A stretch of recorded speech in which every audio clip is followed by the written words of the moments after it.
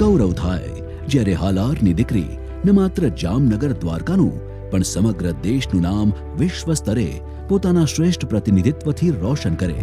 આ શક્ય કરી બતાવ્યું છે આપણા સક્ષમ અને શિક્ષિત સાંસદ શ્રી પૂનમબેન હેમંતભાઈ માડમે, જે પ્રતિનિધિત્વ માટે દેશના સાંસદોમાંથી માત્ર 4-5 સાંસદોની પસંદગી થતી હોય છે, તેમાં જેમણે ન માત્ર એકવાર પણ છેલ્લા 10 વર્ષમાં અનેકવાર આપણા લોકલાડીલા પ્રધાનમંત્રી શ્રી નરેન્દ્રભાઈ મોદીજીની કેન્દ્ર સરકારમાં જીનીવા, બાલી, મેડ્રિડ સ્પેન, બહરીનમાં યોજાયેલ ગ્લોબલ કોન્ફરન્સ ઓફ યંગ પાર્લામેન્ટરિયન્સમાં ભારતનું પ્રતિનિધિત્વ કર્યું છે અને દેશનું નામ રોશન કર્યું છે.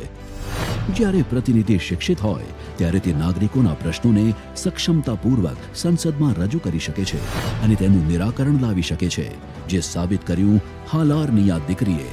જામનગર દ્વારકાના અનેક પડતર પ્રશ્નો, તે પછી બ્રાસને લગતા હોય, એમએસએમઈ કે રેલવેને લગતા હોય કે ઇન્ફ્રાસ્ટ્રક્ચરને લગતા, આ પ્રશ્નોને સંસદ સુધી પહોંચાડી તેને વાચા આપી અને મજબૂત નેતૃત્વનું ઉદાહરણ પૂરું પાડ્યું.